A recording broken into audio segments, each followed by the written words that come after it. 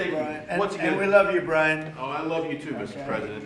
I've always said he's a good man. Well, I appreciate that. I've always said you've tackled the three M's: mortgage, munchkins, and marriage. You've solidified all of those. I'll add motor vehicles to that now.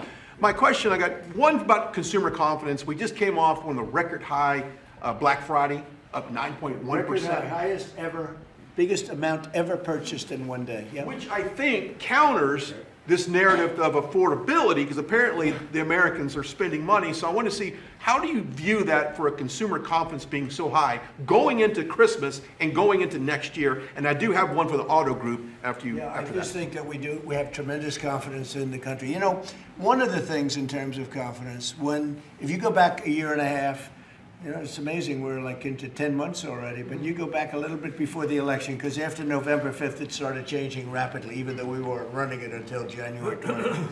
But when you look back and you look at the enlistment of soldiers, people that wanted to join the military, the Army, Navy, Air Force, Marines, Coast Guard, it's like booming, it's all Space Force. But we had the worst recruitment in the history of our country. A year later, we have the greatest recruitment in the history. You can't even get in. Getting in is like getting into a top college that you couldn't get in. People want to be in the service now, and that includes the police and firemen, other things. You couldn't hire police, you couldn't hire anybody in the Army or the Navy. You couldn't get people in, and we now have gone from that to record recruitment. We're getting high quality people, amazing people, wanting to be in the military. They have spirit now, you know, call it what you want, but that's part of it. But they have great spirit now. It's a great thing. Go ahead, ask your second question. Okay, my second question, I've got a lot of close family friends that are in the automotive business, own dealerships all across Southern California. They sent me a question to ask you. There's a thing called a mileage blocker that is installed on vehicles. It's a type of a computer chip which alters the actual mileage driven on the vehicle, so that when you have a leased vehicle that's turned in, they're losing thousands of dollars. They've got to go chase down these manufacturers. What can we do to track down these manufacturers of this illegal computer chip that's really hurting the automotive industry? Have you heard about this? Yes, sir. They're getting built in China, and most of them are coming out of Great Britain, sir. They're being distributed through China, through distributors selling them online through Great Britain. Yes, sir. Wow, that's not so good. What do you think? Look at that. Bernie, do you know anything about that? It works on older vehicles, and obviously we got to do a better job. Yeah, I think it's something, I've never heard of it. Very good. We never heard of it. That's pretty good. Mr. President, you released video of that first boat strike on September 2nd, but not the second video. Will you release video of that strike so that the American people can see for themselves what happened? I don't know what they have, but whatever they have, we'd certainly release, no problem. You know, we stopped every boat we knock out. We save 25,000 American lives. That's right. And if you look at our numbers, the drugs coming in through sea are down 91%. I'm surprised there's 9%. You want to? I don't know who's doing the 9%, but it's down 91, and we're going to start very soon on land, and I'm sure you're thrilled to hear that. So why not on Ukraine, Steve Witkoff and Jared Kushner were there last night with Vladimir Putin. Can you give us an update about those talks? It sounds from what the Kremlin is saying that they're not going to compromise. Can you tell us what you've... I don't know what the Kremlin's doing. I can tell you that they had a reasonably good meeting with President Putin. We're going to find out. It's a war that should have never been started. It's a war, if I were president, we had a rigged election. If I were president, that war would have never happened. It's a terrible thing. But I thought they had a very good meeting yesterday with President Putin. We'll see what happens. It's, you know, when I was in this office and I talked about no cards, I said, you have no cards. That was the time to settle. I thought that would have been a much better time to settle. But they, in their wisdom, decided not to do that. They have a lot of things against them right now. But you have President Putin had a very good meeting yesterday with Jared Kushner and with Steve Witkoff. What comes out of that meeting, I can't tell you, because it does take two to tango. You know, Ukraine, I think we have something pretty well worked out with them. They're very satisfied, considering. But the sad part is if I were president, no war would have ever happened. They would have had 100% of their territory. Nothing would have happened. It's a very sad situation. So think of this. Last month, 27,000 soldiers. 27. That's like you take a stadium, a football stadium, not an arena, and you cut it in half. 27,000 people died, mostly young soldiers, died last month, in 1 month. And that's the only reason I'm involved. You know, we're not spending any money in the war. We're selling to NATO. We're not being ripped off like we were under Biden. Biden was handing everybody everything we had, giving them all the missiles, everything they wanted, free, no charge. He had no idea what he was doing. They're paying top dollar, full price for everything. Goes to NATO, and then NATO distributes it. NATO pays us. So it's not money. We would all, I think I can speak for everyone behind here. The politicians I know and the auto manufacturers are good people. They don't want to see 27,000 people die for no reason whatsoever. And that's the only reason I'm trying to help. Yeah, please. Mr. President, switching to Venezuela for a second. Have you checked back with President Maduro? I mean, is your pressure campaign working? And do you think, how's he responding to your demand that he leave the country? It's not pressure campaign. It's much beyond that, I think. But I spoke to him briefly, just told him a couple of things. We'll see what happens with that. Venezuela sends us drugs, but Venezuela sends us people that they shouldn't be sending. They emptied their prisons into our country. They sent us killers, murderers. They sent us drug dealers at the highest level.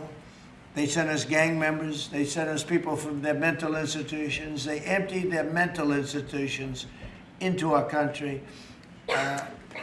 And so did other countries, because we had stupid people running this country, really stupid people. And I think probably you had some stupid ones, and you had some smart ones, but there were bad people too. Because not all of them were stupid. You can't cheat on elections like they did and be stupid, okay? Mr. President, did you talk to him a second time or just that one time? What's that? To Maduro, did you speak to him again? No, I didn't. Mr. President, if you do find... When you spoke with Mr. Witkoff and with Mr. Kushner... Last night, did they give you the sense that President Putin still wants to end the war, wants to make peace? He would like to end the war. That was their impression. Now, whether or not, that was their impression. You know, their impression was that he would like to see the war ended. I think he'd like to get back to dealing a more normal life. I think he'd like to be trading with the United States of America, frankly, instead of, losing thousands of soldiers a week. But their impression was very strongly that he'd like to make a deal. We'll see what happens. Mr. President, if the boat strikes, if it is found that survivors were actually killed while clinging on to that boat, should Secretary Hassett, Admiral Bradley, or others be punished? I think you're going to find that this is war, that these people were killing our people by the millions, actually, if you look over a few years. I think last year we lost close to 300,000 people were killed. That's not mentioning all the families. Have you seen what happens with the families of not only the people killed, the people that are trying to get their son or their daughter off of this poison that they've been fed? I think you're going to find that there's a very receptive ear to doing exactly what they're doing, taking out those boats. And very soon we're going to start doing it on land too, because we know every route, we know every house, we know where they manufacture this crap, we know where they put it all together. And I think you're going to see it very soon on land also. Yeah, please. So to be clear, you support the decision to kill survivors after the initial No, I strike? support the decision to knock out the boats. And whoever is piloting those boats, most of them are gone. But whoever are piloting those boats, they're guilty of trying to kill people in our country. Yeah, please. The House Judiciary Committee has subpoenaed Jack Smith to ask about his investigation of you. I wondered, for a deposition, I wondered if you'd prefer to see that as a hearing so that the American public can see the questions and the responses more easily. I'd rather see it probably at a hearing. Look, Jack Smith is a thug. He's a failed prosecutor. He's a bad man. He's an evil man. He hurt a lot of people. Forget about me. I do this stuff, but I got indicted many times by a guy that they were dismissed. He's a bad guy. He's a sick man. There's something wrong with him, actually. I think Jack Smith is a sick man. There's something really wrong with him. I'd rather see him testify publicly because there's no way he can answer the questions. But Biden knew this was going along. Kamala knew it was going along. And there's a lot of things happening right now that they don't like. One of the things is the auto pen. Everything he signed, almost, with the exception of the pardon of his wonderful son, Hunter, just about everything he signed was not signed by him. He had no knowledge of it. He didn't know what it was. People sitting around the beautiful Resolute desk knew exactly what it was. And those people are guilty, in my opinion, of a major crime.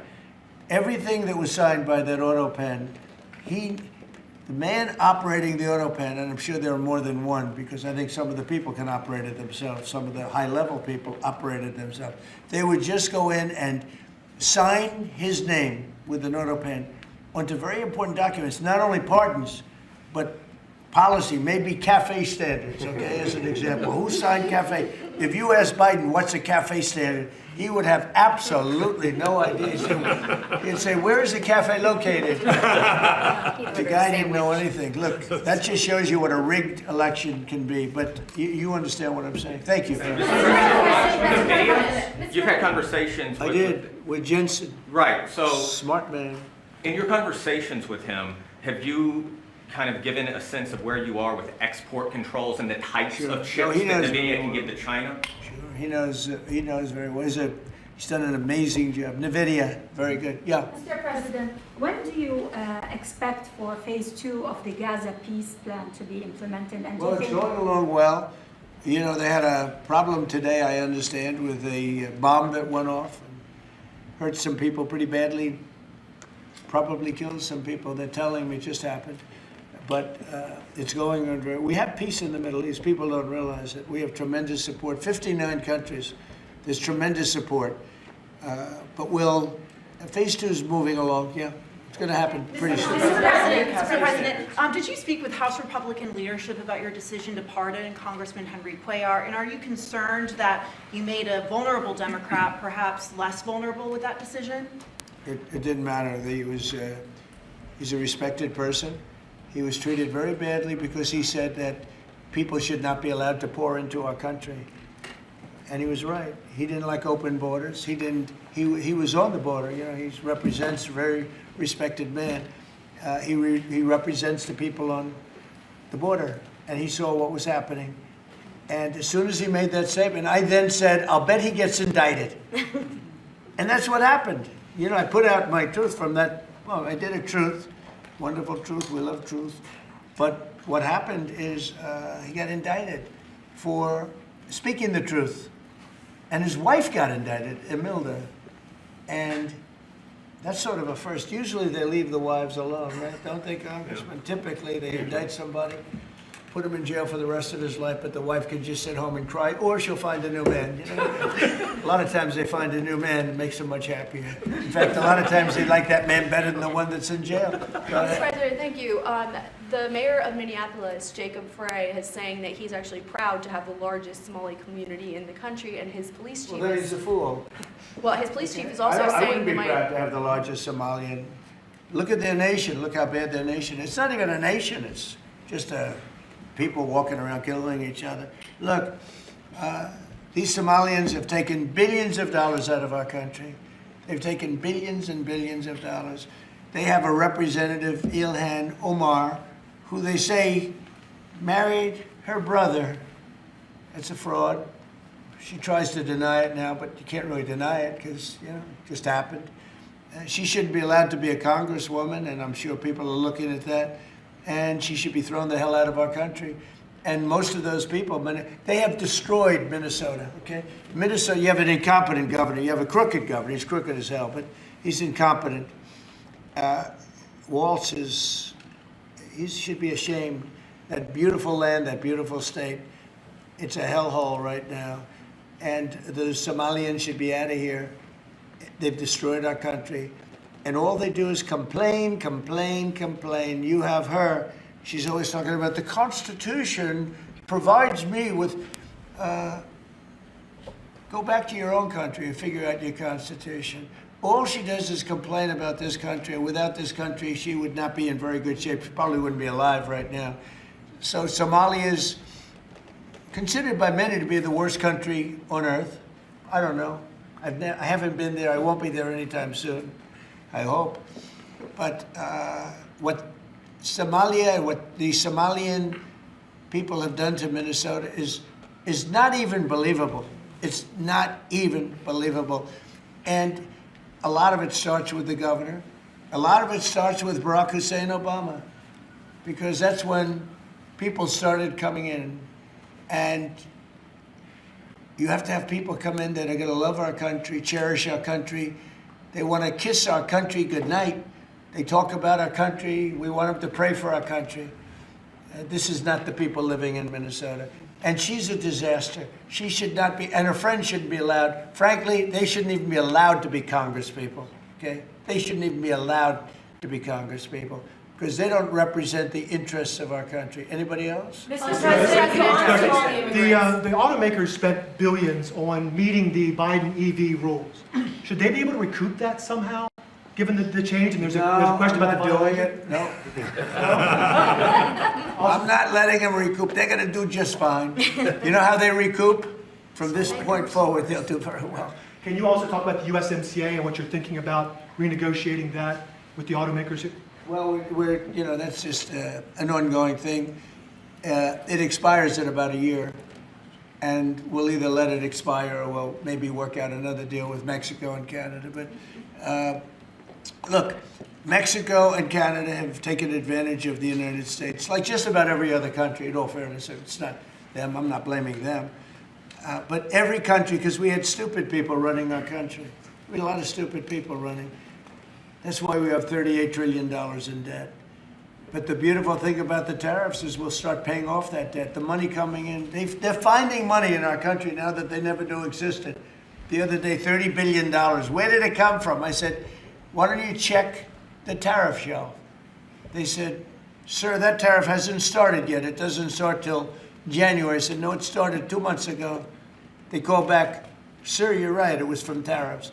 No, we have a whole different country. I hope the Supreme Court, I pray that the Supreme Court understands the importance of the sensible, really, I mean, this would be country threatening if something happened with regard to that. You know, the people that brought that case are bad people. They're very bad people. They hate our country. They represent foreign countries, including China. But they represent, and China's paying us a lot of money now in tariffs, but they represent people that really don't like our country much. And I know some of them, and they're scum. In my opinion, they're scum. They're absolute scum. And they're not suing for any good reason. They're just suing to see if they can stop it, because they make money if this country does badly. You know? So, but we're taking in trillions of dollars. We're stopping wars. We have great national security because of tariffs. And then to think that we have to even go and justify this. The reason a lot of these people, I can tell you this, maybe we would have had the political people, we wouldn't have these people without tariffs. The people that are up here from Stellantis and Ford and General Motors, great companies, including this gentleman, they wouldn't be here today if we didn't have tariffs. They'd be building their plants in Mexico and other places. They're leaving Mexico and they're leaving Canada. They're leaving because they ripped off our country. They took our businesses away from us. And now, because of tariffs, they're all coming back. So it's a great thing. Thank you very much, everybody. Mr. President, you call Somalians garbage. But about saying thank you guys. Keep moving. Thank you, Pamela. Thank you. Keep moving. Thank you guys. Thank you so